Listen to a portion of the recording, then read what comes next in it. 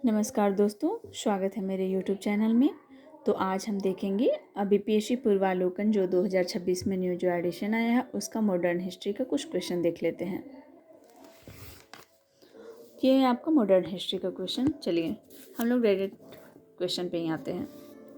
सबसे पहले यूरोपीय कंपनियों का आगमन हुआ था, ठीक है। तो आगमन में सबसे फर्स्ट जो क्वेश्चन है, पुर्तगाली उपनिवेश का प्रथम वायसराय भारत में कौन हुआ। मतलब सबसे पहले सबको पता है कि भारत में आने वाला पुर्तगाली था, लेकिन पुर्तगाली में यहाँ पे वायसराय यानी कि गवर्नर बन करके भारत में कौन आया था। तो ए ऑप्शन है डियाज, बी है वास्को डी गामा, सी है अल्मीडा और डी है अल्बुकर्क। तो यहाँ पे जो वायसराय बन के आया था वो अल्मीडा आया था, ठीक है। फ्रांसिस्को द अल्मीडा इसका पूरा नाम था। तो आइए इसका हम एक्सप्लेन देखते हैं। प्रथम पुर्तगाली वास्को डी गामा भारत के पश्चिमी तट पर स्थित बंदरगाह कालीकट पर 20 मई 1498 को पहुंचा। उसने यहां पहुंचकर भारत के नए समुद्री मार्ग की खोज की, ठीक है। जब वर्तमान मतलब ये वास्को डी गामा जो थे वो भारत के पश्चिमी तट पर स्थित बंदरगाह कालीकट पर 20 मई 1498 को पहुंचे थे, ये गॉड होप जो था वो होते हुए, ठीक है। यहाँ जब पहुंचे तो भारत का नया समुद्री मार्ग की खोज की। कालीकट के तत्कालीन शासक यानी कि जब वहाँ पे वो पहुंचे थे तो कालीकट का जो शासक था जमोरिन, वो जमोरिन कालीकट के शासक की पैतृक उपाधि थी। वो जमोरिन ही वास्को डी गामा का स्वागत किया था। जब भी वास्को डी गामा वहाँ पहुँचे कालीकट के पास तो उनका स्वागत कौन किया, जमोरिन। ये भी एक क्वेश्चन आता है कि वास्को डी गामा का स्वागत किसने किया था, तो जमोरिन नाम याद रखना है। पुर्तगाली व्यापारी ने भारत में कालीकट, गोवा, दमन दीव एवं हुगली के बंदरगाहों में अपनी व्यापारिक कोठियाँ स्थापित की। 1505 ईस्वी में फ्रांसिस्को द अल्मीडा भारत में प्रथम पुर्तगाली वायसराय एवं गवर्नर बनकर आया था। अब देखिए यहाँ पे है कि जो 1498 में तो आए थे ये वास्को डी गामा, ठीक है। और एक ये भी क्वेश्चन पूछता है कि वास्को डी गामा जो थे वो दूसरी बार भारत कब आए थे, तो दूसरी बार वो 1502 में आए थे। और 1505 में जो फ्रांसिस्को द अल्मीडा था वो भारत का प्रथम पुर्तगाली वायसराय एवं गवर्नर बनकर के आया था। तो हमारा क्वेश्चन तो यही पूछ रहा है कि पुर्तगाली उपनिवेश का प्रथम वायसराय भारत में कौन था, तो हम यहाँ पे अल्मीडा ही आंसर करेंगे। व्यापारिक हितों के परिप्रेक्ष्य में हिंद महासागर में प्रभुत्व स्थापित करने के लिए अल्मीडा ने ब्लू वाटर पॉलिसी अर्थात नीला जल की नीति का प्रतिपादन किया। ये भी पूछता है कि ब्लू वाटर पॉलिसी किसने लाया था, तो ये अल्मीडा ही लाया है, याद रखना है। 1505 में जब वो गवर्नर बनकर आया था तो ब्लू वाटर पॉलिसी लाया गया था। अब सेकंड क्वेश्चन देख लेते हैं। बंगाल की खाड़ी में समुद्री डकैती हेतु हुगली का उपयोग कौन करता था। बंगाल की खाड़ी में जो समुद्र की डकैती के लिए सबसे पहले तो जो भारत में आएगा वही करेगा, तो सबसे पहले पुर्तगाली लोग आता था और यही लोग करता था। पुर्तगालियों द्वारा हुगली को बंगाल की खाड़ी में समुद्र लूटपाट के लिए अड्डे के रूप में इस्तेमाल किया जाता था। आगे आते हैं, थर्ड क्वेश्चन देखते हैं। भारत में 1613 ईस्वी में अंग्रेज ने अपनी पहली फैक्ट्री कहाँ स्थापित की थी। ए ऑप्शन है गोवा, बी है बंगाल में हुगली, सी है आरकोट और डी है सूरत। तो सबसे पहले जो किया था वो सूरत में, अंग्रेज ने पहली फैक्ट्री अपना सूरत में ही स्थापित किया था 1613 में। तो देखिए इसका एक्सप्लेन पढ़ते हैं। कैप्टन विलियम हॉकिंस सूरत से मुगल दरबार अप्रैल 1609 में पहुंचा, किंतु सूरत में फैक्ट्री की स्थापना की अनुमति पाने में सफल नहीं हो सका था, क्योंकि वहां पे उसे अनुमति नहीं मिला था। फिर 1611 ईस्वी में पुर्तगालियों के विरोध के बावजूद कैप्टन मिडल्टन सूरत के समीप स्वाली पहुंचा और मुगल गवर्नर से वहां व्यापार करने की अनुमति पाने में सफल हो गया। वो मुगल गवर्नर से यहाँ पे अपना ले लिया था अनुमति, और यहाँ पे वो जो मुगल वाले थे वो बोल दिए कि हाँ ठीक है, अपना अनुमति वो दे दिए। कैप्टन थॉमस वेस्ट द्वारा 1612 ईस्वी में स्वाली यानी कि सूरत के जो समीप था वहाँ पे पुर्तगालियों को हराकर उनके एकाधिकार की निरंतरता को तोड़ा।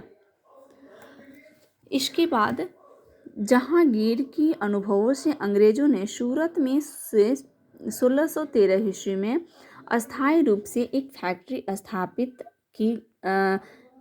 ज्ञातव्य है कि अंग्रेज़ों ने अपनी पहली जो फैक्ट्री है अस्थायी रूप से मछलीपट्टनम में स्थापित की थी। मतलब अंग्रेज़ जो था वो 1613 में तो अस्थायी रूप से फैक्ट्री स्थापित कर लिया, लेकिन जो अंग्रेज़ लोग पहली जो अपनी फैक्ट्री स्थापित की थी वो अस्थायी रूप से मछलीपट्टनम में स्थापित की थी। और यहाँ से अंग्रेज़ ने अपने व्यापार को देश के दूसरे भागों में फैलाया तथा शीघ्र ही अहमदाबाद, बुरहानपुर, अजमेर तथा आगरा में सहयोगी फैक्ट्रियाँ स्थापित की।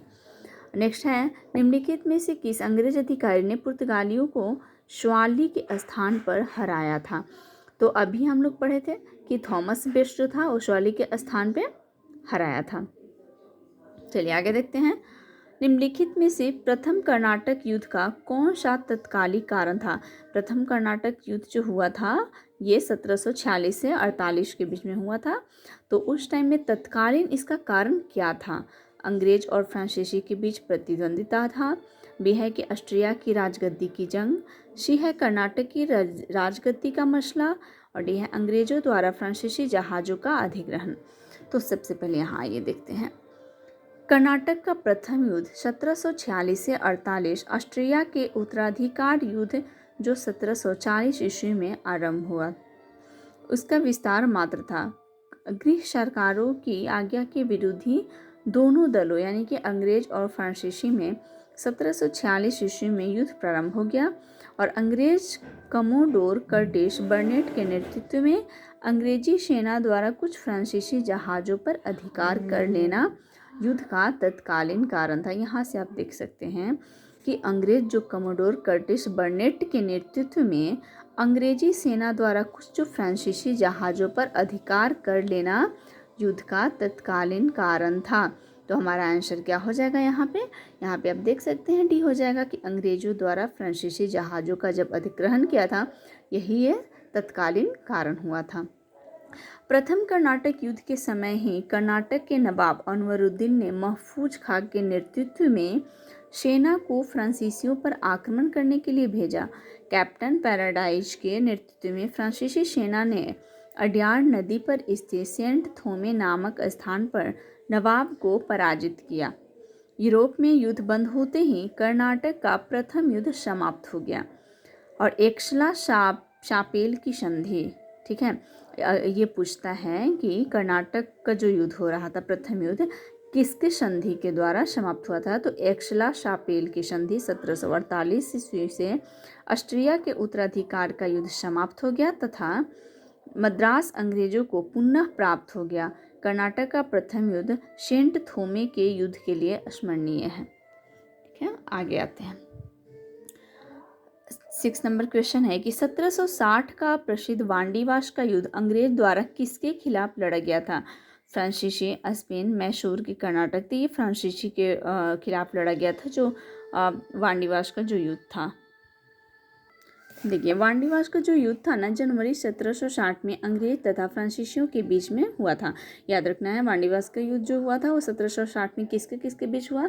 अंग्रेज और फ्रांसीसी के बीच में हुआ था और युद्ध में फ्रांसीसी पराजित हुआ था। अंग्रेजी सेना का नेतृत्व सर आयरकुट ने जबकि फ्रांसीसी सेना का नेतृत्व काउंट डी लाली ने किया था। याद रखिएगा कि अंग्रेजी सेना का नेतृत्व इसमें किसने कर रहा था? तो आयरकुट ने, और फ्रांसीसी सेना की तरफ से कौन कर रहा था? तो काउंट डी लाली। अब नेक्स्ट आते हैं, उस क्षेत्र की पहचान करें जहाँ से यूरोप वासियों को सर्वोत्तम शोरा और अफीम प्राप्त होता था। ठीक है, ये शोरा और अफीम के लिए तो बिहार को सबसे ज़्यादा उस टाइम में प्राप्त होता था। तो ये ऑप्शन है बिहार, गुजरात, बंगाल और मद्रास। तो यहाँ पे बिहार में होता था। यूरोप वासियों को सर्वोत्तम जो शोरा और अफीम बिहार से प्राप्त होता था। अब देखिए 8 नंबर क्वेश्चन है कि अंग्रेजी शासनकाल में भारत का कौन सा क्षेत्र अफीम उत्पादन हेतु प्रसिद्ध था? तो यह भी पढ़ लिए हम लोग कि बिहार ही था। उस टाइम में जो मीर जाफ़र था वो ज़्यादा शोरा ये सब का उत्पादन करता था। मीर जाफ़र उस टाइम था। और नेक्स्ट आते हैं 9 नंबर क्वेश्चन देखते हैं। भारत, चीन और इंग्लैंड के बीच त्रिकोणीय व्यापार का मुख्य आर्थिक आधार क्या था? रेशम, अफीम, काली मिर्च की उपयुक्त में से एक से। ये देखिए 70 बीपीएससी का क्वेश्चन है प्री का जो 2024 में हुआ है। तो ये सब के लिए मुख्य जो व्यापार था वो अफीम था। क्या है, भारत, चीन और इंग्लैंड के बीच जो त्रिकोणीय व्यापार का मुख्य आर्थिक जो आधार था वो अफीम, क्योंकि अफीम से लोग बहुत कमाता था। आइए इसके बारे में पढ़ लेते हैं। भारत, चीन और इंग्लैंड के मध्य व्यापार का मुख्य आधार अफीम, चाय और कपड़ा था। ब्रिटिश ईस्ट इंडिया कंपनी ने भारत के बंगाल और बिहार आदि क्षेत्रों में अफीम की खेती पर एकाधिकार स्थापित किया और भारतीय किसानों से जबरन अफीम की खेती करवाई तथा चीन से व्यापार असंतुलन को दूर करने के लिए अफीम का चीन में निर्यात किया, क्योंकि ब्रिटेन को चीन से चाय, चीनी मिट्टी के बर्तन और रेशम की अधिक आवश्यकता थी। अतः विकल्पानुसार अफीम भारत, चीन और इंग्लैंड के बीच व्यापार का मुख्य आर्थिक आधार था। तो ये अफीम है, यहाँ पे आंसर हो जाएगा। आगे देखिए, आगे हम लोग को यहाँ पे मिलान करना है।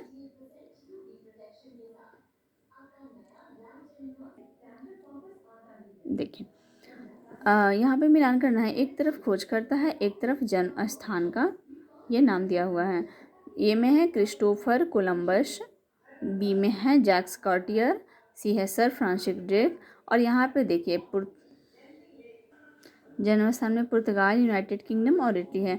तो यहाँ पे और भी है, देखिए जैसे डी में क्या है, फर्डिनेंड मैगलन और 4 वाला ऑप्शन जो था वो फ्रांस था। तो आइए सबसे पहले यहाँ से मिलाते हैं। क्रिस्टोफर कोलंबस जो थे वो कहाँ, इनका जन्म कहाँ हुआ था, तो इनका जो जन्म हुआ था वो इटली में हुआ था। जैक्स जो कर्टियर थे इनका फ्रांस में हुआ था। ठीक है, जो 4 ऑप्शन यहाँ पे देखिए दिया हुआ है फ्रांस में, तो इससे मैच करेंगे हम। फिर उसके बाद है सर फ्रांसिस ड्रेक, इनका यूनाइटेड किंगडम में हुआ था, तो इसका बी हो जाएगा। और फिर यहाँ पे क्या है, फर्डिनेंड मैगलन, इनका हुआ था ये पुर्तगाल में। तो सबसे पहले यहाँ पे देखिए 1 ऑप्शन जो है पुर्तगाल में है, तो यहाँ पे हो जाएगा आपका ए का 3, ठीक है, और बी का 4। तो ए का 3 और बी का 4 देखिए फर्स्ट ऑप्शन में से हो जाएगा यहाँ पे, क्योंकि डी का 1 था, हम लोग इससे भी मैच कर सकते हैं। इसका एक्सप्लेन में देख लीजिए। क्रिस्टोफर कोलंबस जो था इटली का था, जैक्स कार्टियर फ्रांस का और sir Francis Drake United kingdom का और फर्डिनेंड मैगलन पुर्तगाल का। चलिए, तो ये अब नेक्स्ट टॉपिक में करेंगे, ईस्ट इंडिया कंपनी और बंगाल के नवाब के बारे में पढ़ते हैं। तो बाय बाय।